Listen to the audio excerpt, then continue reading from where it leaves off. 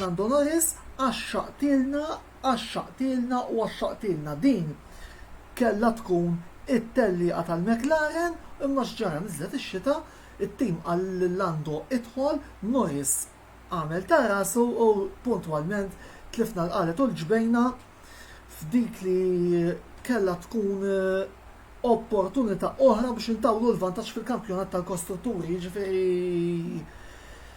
nistqar li ninsab irrabjat u nista' wkoll nagħti antiċipazzjoni minn issa illi mhux se jkunu antopaġelle sbieħ id-darba fejn jidħol Norris għada.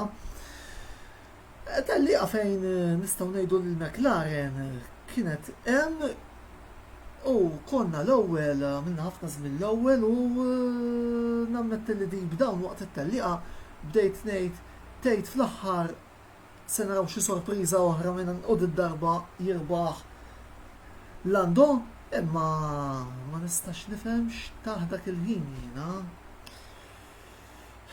M'hemmx tagħmel. Jista' jkun hu wkoll nuqqas ta' esperjenza min naħa tas-sewwieq Ingliż li rid jieħu riskju u r-riskju swielna qares. Kienu ħafna fil-fatt ukoll nara kummenti mingħand Anthony Abela fejn qed jgħid li l-McLaren żbaljajna u żbaljajna bil-kbir. Ħanejdu hekk.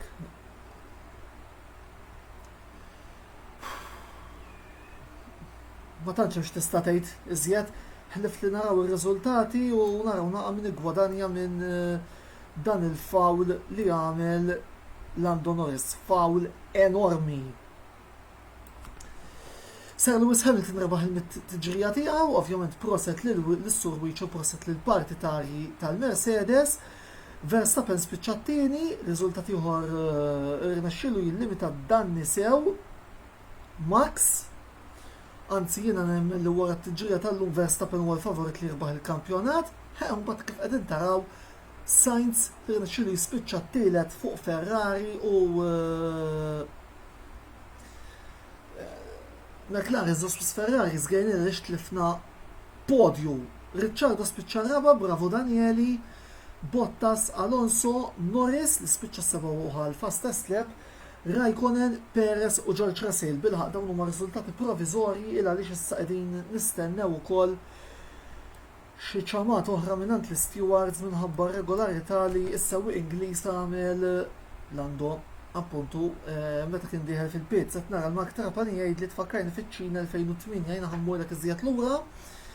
Inti forsi qed tmur għal dak l-iżball li jagħmel Hamilton u jiena ngħidlek li dak l-iżball imur lura l-iżball li jagħmel Senna fi Spa 92 meta fix-xita li kienet niżlet għatih baqa' jinsisti li jsuq fuq slicks meta daħal kien tard wisq.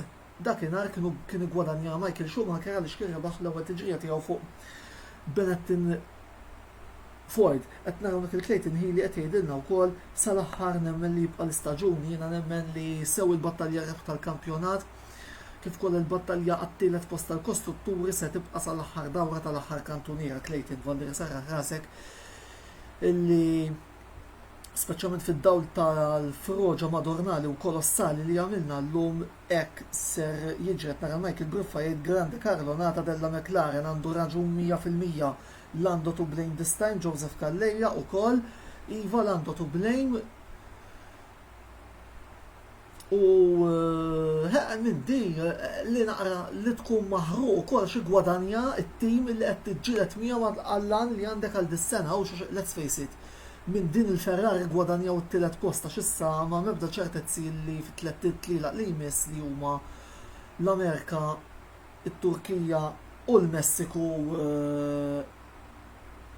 id-datrak se jiffavoruna, pjuttost naħseb żgur trakka minnhom li tiffavorixxi l-Ferrari qed nara l-Jonathan Schkengu wkoll jgħid Grande Carlos iva, Grande Carlos proset lil Ferrari li ġabu podju misħoq u approfittaw mill-pudini li għamilna aħna.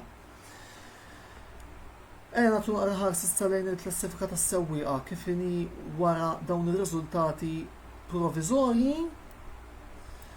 Sir Lewis Hamilton jitla l-ewwel b'246, Max Verstappen 244, Bottas 151, Norris 139, Perez 120, għandna mbagħad hemmhekk hemm żball, Sainz 110 u Leclerc 106 niskuża ruħi, u Ricciardo 95 dawk huma l-ewwel postijiet. Turja l-iżbalji ma jagħmilhomx Norris biss imma kien għamilhom jiena. Kumment minn għand Brandon Bonello b'dawn l-iżbalji jitgħallem Lando, kulħadd għadda minnhom aktar ma jgħaddi żmien aktar se tagħmlu b'saħħtu.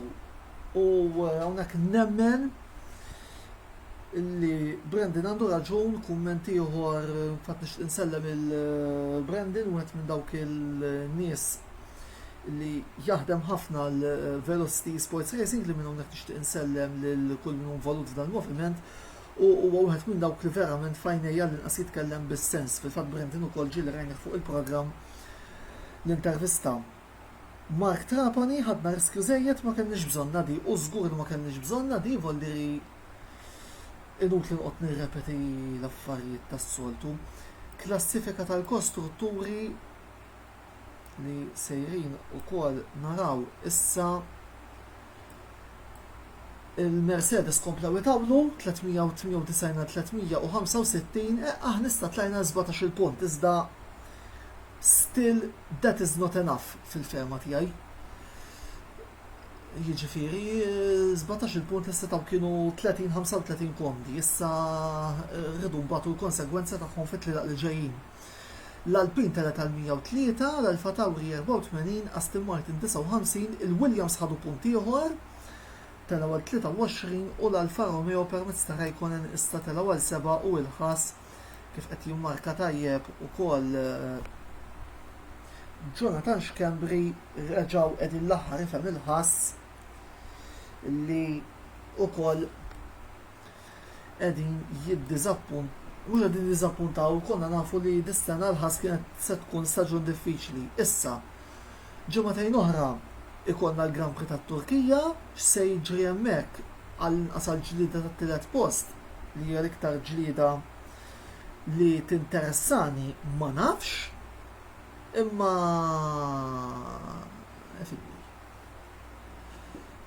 dawn huma żbalji illi ma tistax tagħmel. Qed naraw ukoll il-kumment ta' Glenn Bilocca fejn qed jgħid Jonathan Schembri Lando ġej l-aħħar x'penalità ġejja liħu tkun penalità mistħoqqa. Domandoħa minn nħad Joseph Calleja Lando trid jieħu engine penalty, nassumi li fil-Messiku jiena naħseb illi il-Mercedes irridu jaraw li mija l-iktar trakka li tista' tippenalizza l-Mercedes u jużawha biex appuntu jieħdu il-penalità hemmhekk. Jien minn ħatija issa ser naqaf hawnhekk naħseb illi kelli ngħid qedtu, ovvjament jekk qed taraw il-video issa dan se jerġa' joħroġ ripetizzjoni għada tnejn nar il-ħamis fit-8 konna l-programm l-intervista anzi fit-9 fejn fih ser niddiskutu ukoll il-kampjonat tal-V1 Malta Series illi ser jibda appuntu l-ġimgħa ta' wara. Il-video li jmiss se jkun nhar it-tlieta fejn se nanalizzaw il-logħba Shakhtar Donetsk Inter mill-UEFA Champions League.